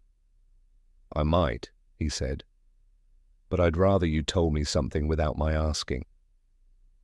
Her knuckles whitened on the handle of the basket. "What do you mean?" "You saw him that night, by the river." The words hung there, quiet but heavy. Her lips parted, then closed. A faint flush rose to her cheeks. For a moment, she seemed to teeter between denial and confession. I walked with him," she said finally, almost a whisper. "Just for a little while. He was upset. He said people didn't understand him, that he felt trapped." Did he say why? Nobody. He never said things directly. He talked in pieces like music, bits and notes that didn't finish. And then? I left him by the bridge. I went home. I swear it. Her eyes filled with something, fear or grief, or the weight of the town's suspicion. I didn't see him go into the water. I didn't know until the next morning. Morel watched her carefully. She was telling part of the truth, but not all of it. He sensed it in the way her shoulders hunched, in the tremor in her hands. But he said nothing more. "Thank you for telling me," he said, simply. She turned away quickly, pretending to study the apples again, and he left her there. That afternoon, he returned to his small apartment and spread out his notes again. Now the story was shifting. Not a simple tragedy, not a solitary death. A second secret had surfaced, and it tangled with the first. Claire had been with him that night. The town did not know, or perhaps only some did, in whispers. Someone had left him a note, wanting the truth to edge closer but not burst open. Morel stared out the window at the town moving quietly below. He knew what would come next: pressure, shame, and the slow collapse of someone who could no longer bear the weight of what was unspoken. As the evening mist rolled in, he felt the faint pulse of the story tightening around him. One secret had led to another, and now the river seemed to hold not just a drowned man, but the heavy, silent guilt of those left behind. But the town's rhythm had begun to shift in subtle ways. Market chatter seemed lighter, too careful, and the footsteps on the stone streets carried a quicker, more nervous energy. People were speaking less, but their glances spoke enough. A quiet unease had settled in like the mist along the river. Morel noticed it on his morning walk to the bakery. The baker's wife, usually chatty, handed him his loaf without a word, her eyes sliding toward the floor. Across the street, the butcher leaned in to whisper to a customer, and both looked away when Morel passed. It wasn't hostility. It was the creeping awareness that he knew something, or that he was drawing close to something no one wanted named. In small towns, moral pressure wasn't loud. It seeped like cold water, finding its way into the corners of every home. He saw Claire that afternoon outside her father's house. She was sitting on the low step, her arms wrapped around her knees, staring at the street without really seeing it. A breeze caught the strands of her hair, lifting them, letting them fall. Morel approached slowly. "You look tired," he said quietly. "I can't sleep," she replied, her voice raw. "I hear the river at night. I never noticed it before. It's like it's calling." He sat down beside her on the step. The stones were cold beneath him. "Do you want to talk?" She shook her head first, then nodded faintly. "He wanted to leave," she said. "Henri. He said he couldn't bear it here. The way people watched him, judged him. He said the music felt dead." "And you?" "I wanted to help him. I thought maybe if he felt less alone." Her voice trailed off. She picked at the edge of her skirt with nervous fingers. Morel didn't push. He had learned that silence could be more persuasive than questions. Finally, she whispered, "My father would be ruined if people knew. They'd think that we—" She bit her lip hard, and her eyes filled. "He didn't do anything wrong. He just needed someone to listen." "People will think what they want," Morel said gently. "But truth doesn't always belong to everyone." She leaned her head against her knees. "I feel like I'm breaking, Monsieur Morel, like I can't carry this much longer." By evening, the streets were nearly empty. Lamps flickered in the mist, casting weak halos of light. Morel walked toward the river, hands in his pockets, thinking about Claire. Thinking about the widow's watchful eyes behind her lace curtains. Thinking about the note that had found its way to his hands. He stopped at the bridge where Henri had been found. The water moved lazily, carrying small twigs and fragments of leaves. There was no sound except for the soft gurgle against the stone.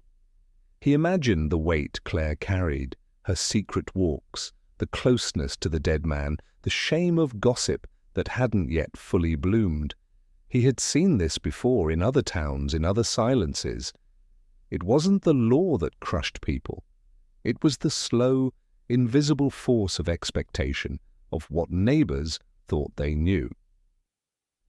The next morning, Morel went to the small café at the corner of the square. He wanted to be seen, to listen without asking. He ordered a coffee and took his usual seat by the window. The room hummed with low conversation. A pair of men at the counter spoke in careful half-sentences. Said she was walking... Night of the... Yeah, the river. Yes, but who knows? Young people, always. The owner caught Morel's eye and gave a stiff nod. He was part of the story now, whether he wanted it or not. Then, unexpectedly, Madame Lenoir appeared. She rarely left her house, but here she was, small and stiff-backed, a scarf tied tightly under her chin. She saw Morel and hesitated, then approached his table. "I shouldn't have said anything," she murmured, her voice sharp with panic. "You must forget it." "Why?" he asked softly. "They're talking already. They'll blame her. And me. People don't care about the truth. They just want someone to point at." Morel nodded slowly. He knew she was right. Gossip needed a direction. A face. 2 days later, the town's unease cracked into something sharper. A knock came at Morel's door in the late evening. It was the schoolteacher, Claire's father. His hands trembled as he removed his hat. "She's gone," he said. "Claire. She left a note. Said she needed air. I don't know where she's gone." Morel grabbed his coat. The night outside was damp, the air heavy with the scent of the river. He thought of the bridge, the water, the way guilt could pull a person toward the quietest kind of escape. They found her sitting on the riverbank, shoes off, her bare feet dangling inches from the water. She wasn't crying. She was too still for that. "Claire," Morel said gently as he approached. "It's cold out here." She turned her head slightly, her eyes dull. "I didn't mean for it to happen like this. I just wanted to help him. But everything I do feels wrong now." Her father called her name, his voice cracking. She flinched at the sound as though it carried all the weight of the town's judgment. Morel crouched beside her. "You can't change what happened, and you don't owe the town your soul. Come home." For a long moment, the only sound was the soft rush of water. Then she let him take her hand. Later, when she was safe in her room and her father wept quietly in the kitchen, Morel sat alone on the step outside. The street was silent, except for a distant dog barking. He thought of how moral pressure worked, not as a sudden blow, but as a slow tightening, a rope around the chest, leaving people gasping for air they couldn't find. He realized that the death of the pianist had never been the true danger. It was the echo it left in those still living, the guilt, the fear, the weight of what the town wanted to believe. Somewhere deep inside, Morel knew the story wasn't finished. The river wasn't done taking its toll. The eastern woke to fog that clung to the streets like a damp sheet, softening the edges of every house and lamp-post. Morel stood at his window, watching the mist shift over the square.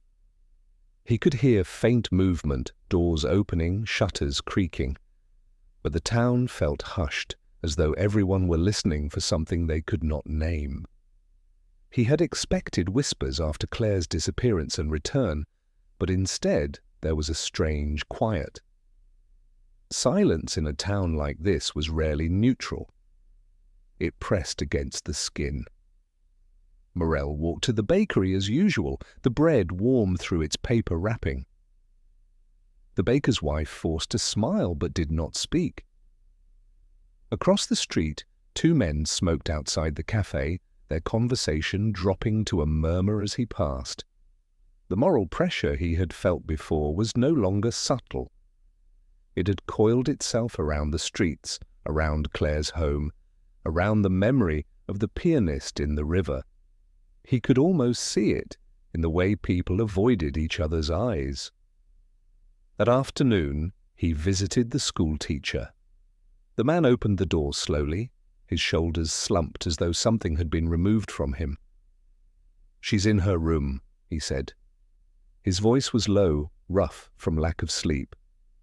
Claire's door was closed and Morel did not knock. He only listened. Inside there was no movement, no pacing, no sobbing. Just the heavy stillness of someone retreating deeper into themselves. "She barely eats," her father whispered behind him. "She doesn't talk. I tried to ask her, but she only stares at the wall. I'm afraid to leave her alone." Morel nodded. He had seen this kind of quiet before. It was the quiet that came after days of carrying the weight of other people's judgment, after nights of reliving each moment of shame in the dark. By evening, the fog had thickened. The lamps on the square glowed like smudges through dirty glass. Morel decided to stop by the cafe. He wanted to hear the air of the town, to feel its temperature. The cafe was warmer than the street, thick with the smell of coffee and tobacco. A few men played cards near the back. Madame Lenoir was there, perched on a stool like a crow on a fence, sipping a small glass of wine. Her eyes followed Morel as he entered. He took a seat by the window. The owner brought him a coffee without asking. Across the room, whispers rose and fell like a distant tide. "Did you hear?" someone murmured. "She tried the river." "That's what I heard." Her poor father. Poor? Ha! He let her run wild with that pianist. The voices lowered again when they noticed Morel listening. He kept his expression neutral, sipping his coffee. It was pointless to correct them. Gossip was a living thing. It adapted to whatever air it found. 2 nights later, the collapse arrived. It was late, after 11, when urgent knocks rattled Morel's door. He found the schoolteacher standing there, his face white and wet with sweat. "She's gone again," he whispered hoarsely. I can't find her." Morel grabbed his coat without speaking. They walked quickly through the fog, the schoolteacher's breath uneven and loud. They checked the street first, then the small garden behind the house. Nothing. "The river?" Morel said quietly. They reached the bank where the reeds grew thick and the mud sucked at shoes. The river moved sluggishly in the night, black and reflective, carrying a faint smell of wet earth.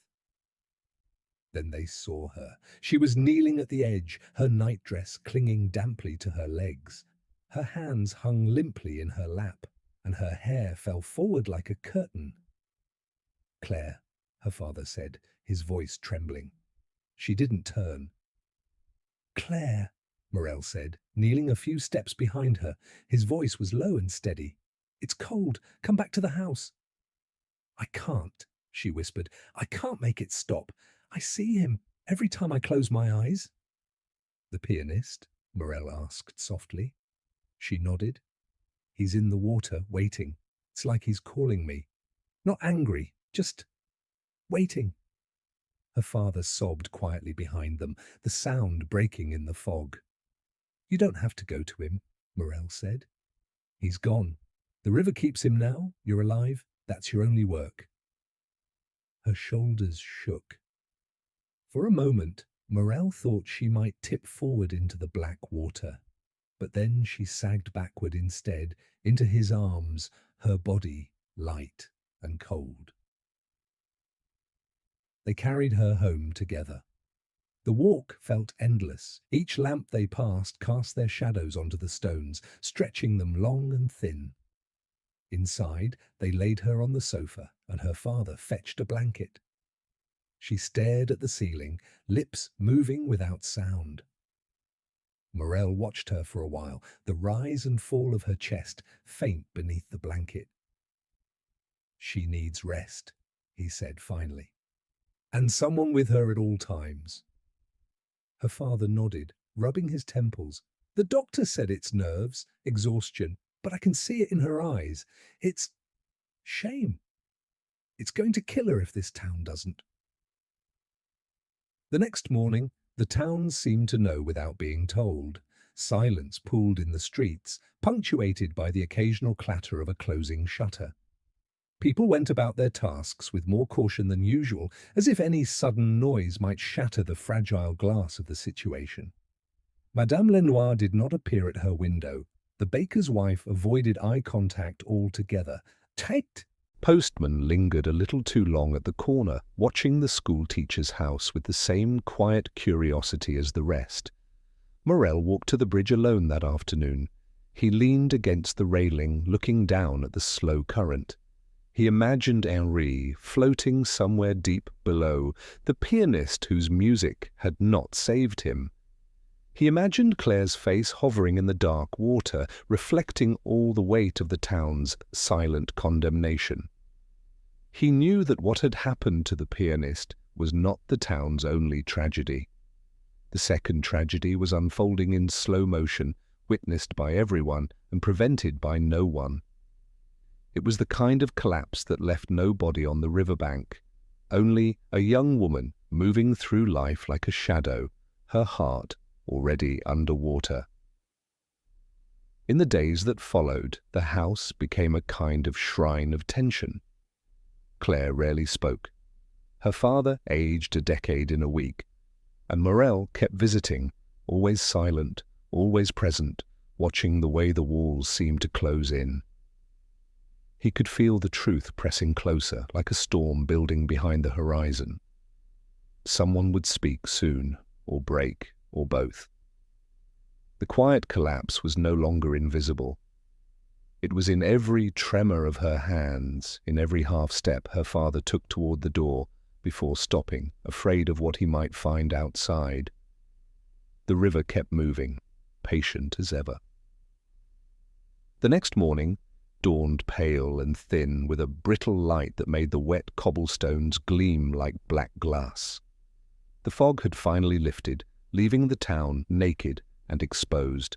For the first time in weeks, the river looked ordinary again, its sluggish current carrying leaves and twigs instead of secrets.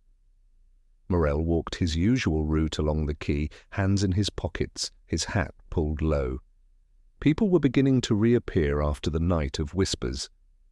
A cart rattled over the bridge. A fisherman mended a net on the river bank. The postman moved from door to door with his eyes on the ground. Fear, in its stubborn way, was returning. But beneath the small gestures of routine, Morel could feel the lie taking shape.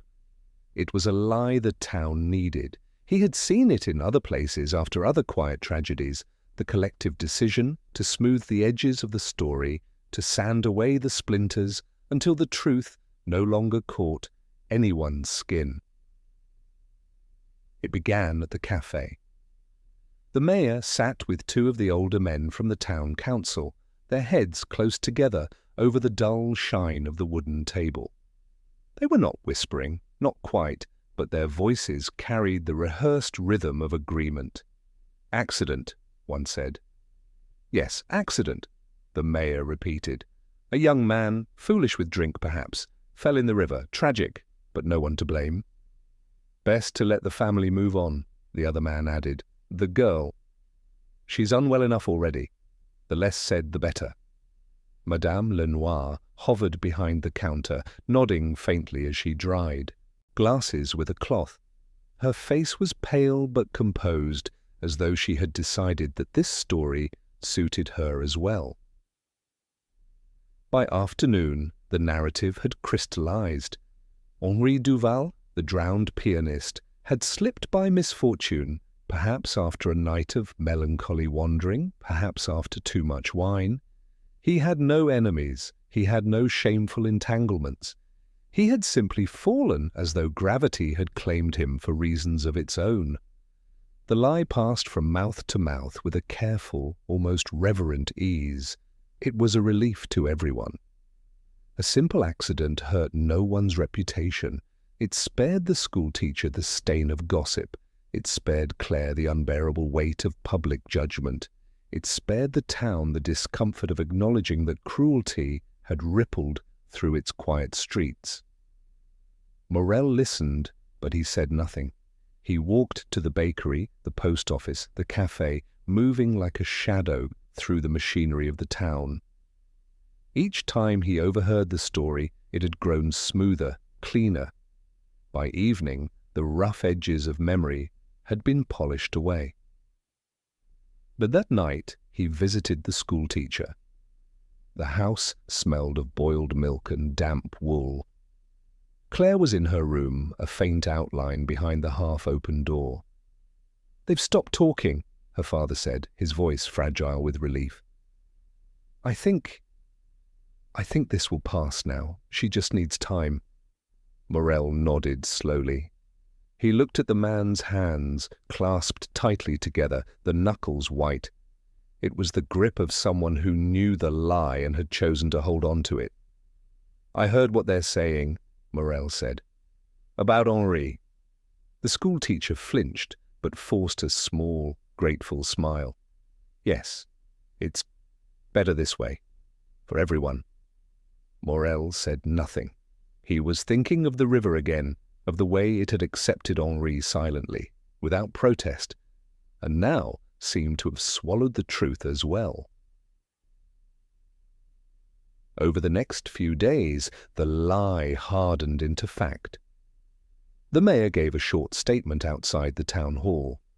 "After consideration of the evidence, we conclude that the death of Henri Duval was a tragic accident. No further inquiry will be necessary." The words were delivered with a brisk finality that invited no questions. A few townsfolk nodded in approval. Others simply walked away, relieved that the matter had been settled without the discomfort of trials, accusations, or shame. By evening, the riverbank was empty again. Children played along the quay, chasing each other with sticks. The sound of a piano drifted from the schoolhouse, hesitant and uneven. Claire was playing again. Morel listened from the street, leaning against the cold stone wall. The melody wavered, fragile as blown glass, breaking and starting again. He thought of Henry's fingers on the keys, of the way the boy had once leaned into the music as though it were the only place he could breathe. The song faltered and stopped. Through the open window, he saw Claire sitting rigidly on the bench, her hands hovering above the keys. Her father stood beside her, murmuring something he could not hear. She was performing the lie now, note by note, pretending that music could smooth over the dark water that lived in her memory, pretending that the town's silence was a kindness rather than a weight. The following Sunday, Henri Duval was buried in the small cemetery behind the church. The funeral was brief. A drizzle fell over the handful of mourners, making their coats dark and shiny. The priest spoke of youth, of fleeting time, of the mysterious will of God. No one mentioned the river. No one mentioned shame or gossip or the night that had nearly taken Claire as well. Madame Lenoir did not attend. She had sent flowers instead, white lilies delivered quietly that morning by the baker's boy. Morel noticed how the school teacher accepted them without comment, his face fixed in a stiff gratitude. After the burial, the mourners drifted away in twos and threes. By evening, the cemetery was empty, except for the fresh mound of earth and the pale wooden cross at its head. Henri Duval, 21, nothing more. The town resumed its rhythm. The cafe filled with smoke and laughter again. The postman whistled on his rounds, children chased a ball through the square. And yet Morel felt the undercurrent every time he walked the streets. The lie was not a cure, it was a plaster laid over a slow bleed. He could see it in the way Claire's shoulders tensed when someone passed her in the market. He could hear it in the brittle cheerfulness of her father's voice. He could feel it in the river, which seemed to carry the weight of all that remained unsaid. One evening, as the sun dipped low over the water, Morel paused on the bridge. He looked down at the current, slow and brown, reflecting a sky that was already losing its colour. He realized then that the town had created a second kind of death, a quieter, ongoing one. Henri Duval had drowned once in the river. Now he was drowning again in silence, buried not just in earth, but in the polite indifference of the people who had chosen to forget him. The lie would hold. It always did, but it would hold like a pane of thin glass, vibrating with the strain of the truth beneath it. That night, as Morel closed his shutters, he felt the weight of his own silence pressing in. He had said nothing, done nothing to disturb the fiction. Perhaps that was his role, to observe, to understand, to let the river keep its secrets. But deep in the quiet of his small room, he wondered if the silence he carried was any different from the lie itself. The days after the funeral settled into an almost unnatural calm. The air felt hollow, as though the town had exhaled and refused to breathe in again. The river, no longer swollen with rain, had returned to its slow, glassy drift. Morel noticed the change, most in the mornings. Where before the cafe carried the murmur of rumour, now it was filled with the clatter of cups, the occasional laugh, the shuffle of cards against the wood of the back table. Conversation had turned toward the weather, the price of bread, the mayor's plans to repave the square. Henri Duval's name no longer appeared in speech. It hovered, unspoken, like the faint smell of damp wood that lingered in the air after a flood. One evening, Morel walked down the narrow lane by the river, his footsteps echoing softly against the stone walls. A lantern glowed in the window of the schoolteacher's house. Inside, he could see Claire at the piano. Her back was straight, her shoulders tight. She played a halting scale, stopped, and then started again. Her father sat beside her, nodding, his hand resting awkwardly on her shoulder. It was a picture of ordinary life, yet it had the fragility of a porcelain figurine balanced on the edge of a shelf. When Morel knocked, the music ceased. "Ah, Inspector," the schoolteacher said, forcing a polite smile. "Please, come in." Morel removed his hat and stepped into the small parlour. The warmth of the stove and the faint scent of varnish enveloped him. Claire rose from the piano bench and moved toward the kitchen without a word, her footsteps light and fast. "She's improving," her father said quietly. "Every day a little better. We have to encourage her to play. It helps." His voice was full of hope, but his eyes flickered, betraying the thinness of the belief. Morel sat, letting the silence stretch. He had learned long ago that people revealed more in quiet than in interrogation. The schoolteacher busied himself with the teapot. His hands trembled slightly as he poured. "The town has settled, I think. They've been kind, no more questions." "They've accepted the mayor's statement," Morel said evenly. "Yes."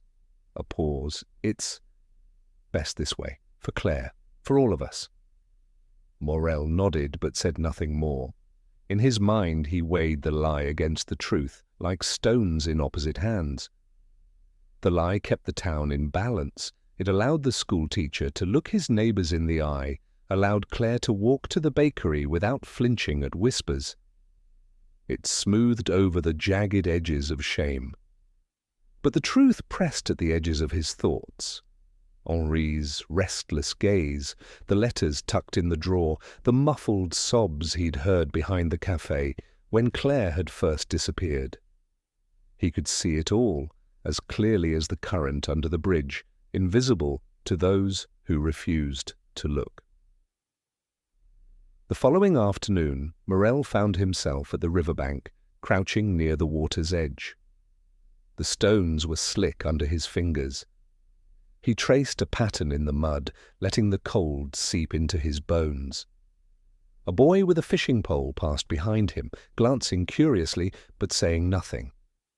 In this town, silence had become a shared language. Morel stared at the river, wondering what would happen if he spoke.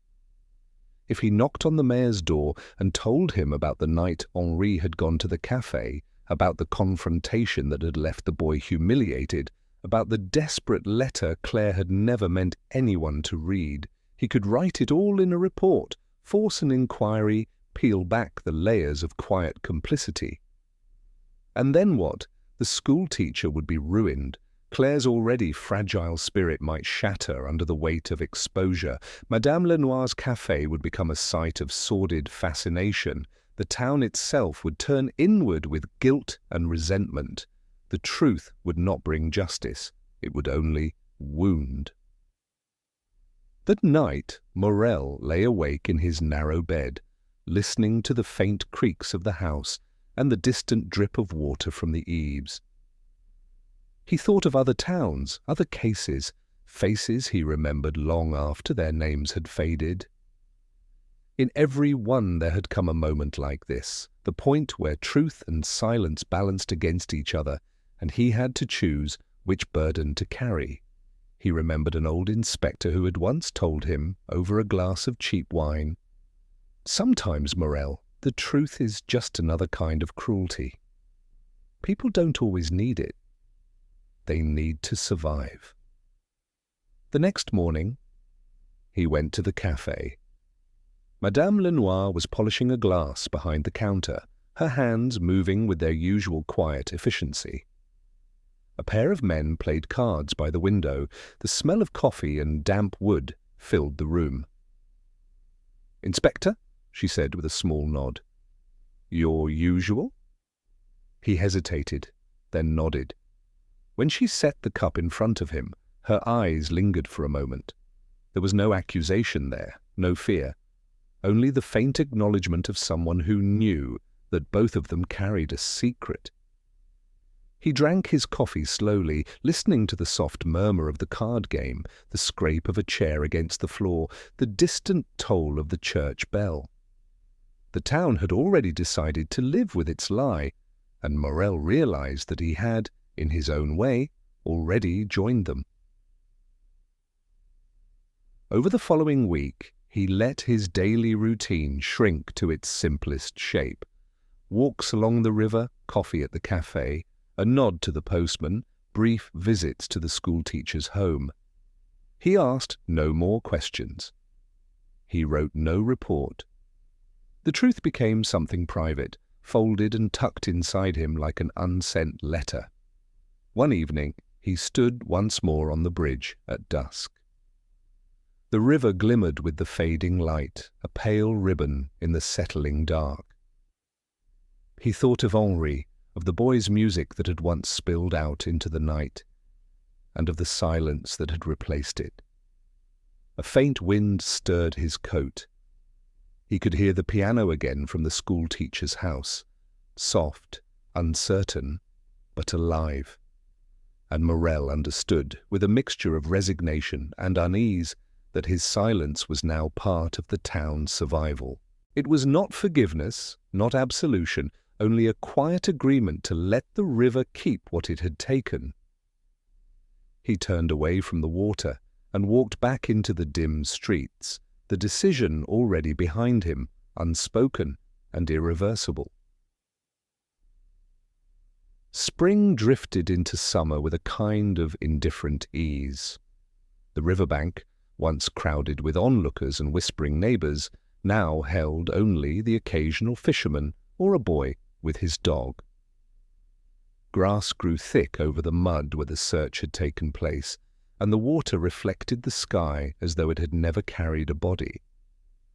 Life in the town returned to its unremarkable rhythm, but a thin undercurrent remained. People walked a little faster past the school, the cafe, and the bridge. Their eyes sometimes flicked to the water without lingering. It was as if the whole town had agreed silently to live with the absence rather than the memory. Morel moved among them quietly. He had long ago learned how to let a town absorb its own story. He visited the cafe each morning, nodded to the postman, and kept his gaze lowered when Claire passed him in the street. She was thinner now, her movements careful, her hair pulled tightly back as if she wanted to reduce her presence. The schoolteacher, Monsieur Durand, had returned to his lessons with the stiffness of a man performing a ritual he no longer fully believed in.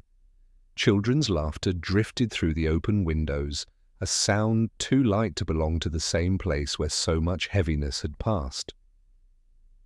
One morning, as Morel left the bakery with a loaf of bread, he overheard two women talking just beyond the door. "They're saying she plays again," one whispered. "She has to," the other replied. "It keeps the house normal."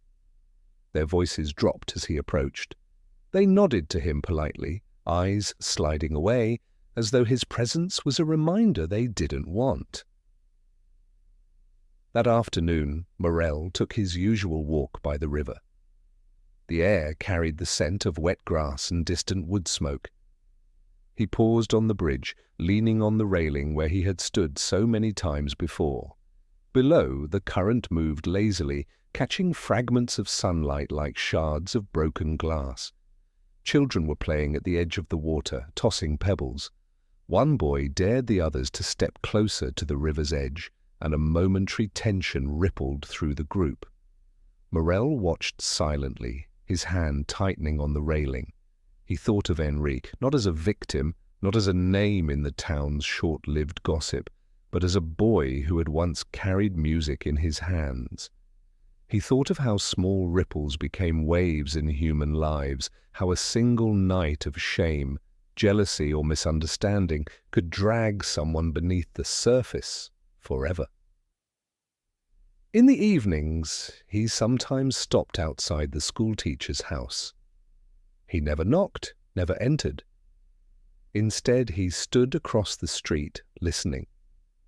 The piano had returned to life, softly at first, uncertain, like a bird testing its wings.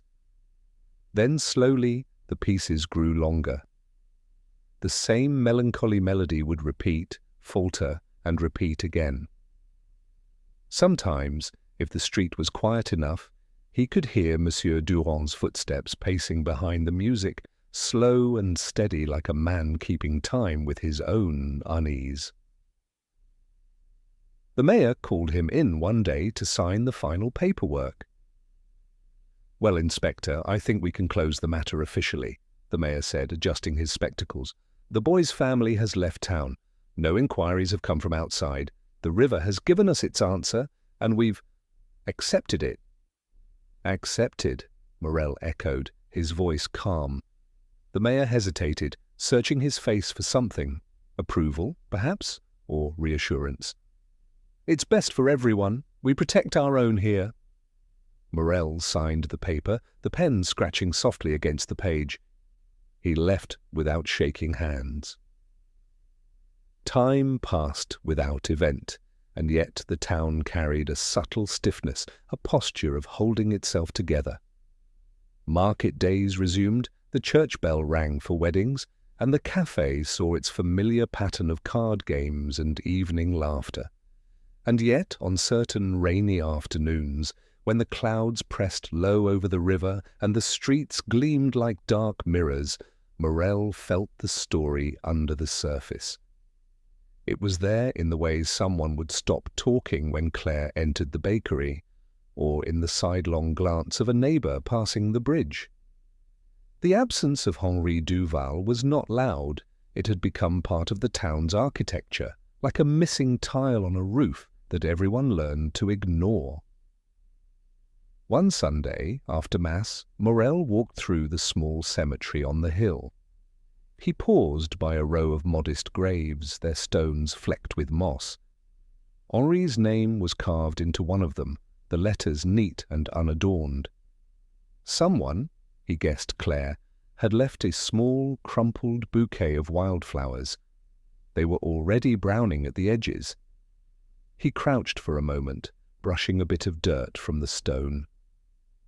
The wind carried the faint sound of the church bell, and with it came the odd sensation that this was the closest thing to a conclusion the town would ever allow itself. He didn't pray. He simply remained still, letting the quiet fold around him. The weeks turned to months. Morel found his routine shrinking further. He slept lightly, woke early, walked by the river, and drank his coffee at the same table. He listened to the way the town's life hummed without ever fully returning to innocence. One evening, as autumn approached, he saw Claire walking home with her father. She carried a bundle of music sheets against her chest. She glanced up and met his eyes for a brief moment. It was not gratitude he saw there, nor resentment. It was something quieter, a recognition of the unspoken agreement that had kept the town intact. She gave the faintest nod, then looked away. Morel continued down the street without breaking stride, the echo of her look lingering like a shadow in his chest. The detective understood then that this was the true aftermath, not a dramatic resolution or a town cleansed of guilt, but a gentle, persistent compromise with the weight of silence. Life had gone on, but under the surface of the river, under the polite conversations and the market day smiles, the story remained. The town would never speak it aloud, and neither would he. It was almost 10 years before anyone spoke Henri Duval's name to Morel again. By then the detective had retired, his hair had thinned to a soft grey, and he lived in a modest flat above a quiet street, where the rhythm of life was measured in the sound of footsteps on the stairwell and the occasional rattle of a tram. He had become a man of routines, morning coffee at the corner cafe, newspapers folded in careful halves, long walks through streets that held no secrets for him anymore. One autumn afternoon, as the rain fell in slow, delicate strands, a knock came at his door. When he opened it, Claire stood there. At first, he did not recognize her. She was a woman now, her hair neatly pinned, a dark coat buttoned against the cold. Her face held the same slender lines, but time had settled into her eyes, leaving them heavier, calmer. "Monsieur Morel," she said, almost formally. He stepped aside and gestured for her to enter. She did so with hesitation, glancing around the small room as if measuring its privacy. They sat opposite each other at the little table by the window. Outside, the drizzle had turned the street into a grey watercolour.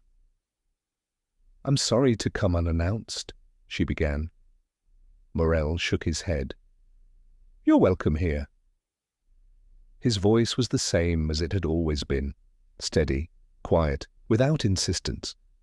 For a moment she said nothing, her gloved hands folded on the table. Then, with a breath that seemed to lift a weight from her chest, she spoke. It wasn't an accident. The room held that sentence like a held breath. Morel did not move, did not lean forward. He had learned long ago that silence drew truth out better than questions. She swallowed, her voice lowering. That night, Henri came to the house. My father had told him never to return, but he did. He wanted to take me away. He thought we could leave together, make a life somewhere else. I didn't answer him. I couldn't. I only remember my father's face when he heard the piano. Her words trembled into a pause. He dragged Henri outside, she whispered. I followed, but it all happened so fast. They argued by the river. My father struck him. He fell, but he caught the branch. He was calling for help. The sound of rain seemed to deepen, filling the quiet between them. My father just watched, she said. And I watched too. I was frozen. Henri slipped. The river took him. My father told me later we would say it was an accident, that we had to. I wanted to believe it, but I knew. Morel closed his eyes briefly. He had suspected as much, though in his line of work, suspicion often lived quietly in the corner of one's mind, waiting for time to confirm or erase it. She looked at him then, tears gathering but not falling. I've carried it for years. I play the piano at night to talk to him, I think. To ask him for something I can't name. Forgiveness, maybe. Or just, to feel him still there.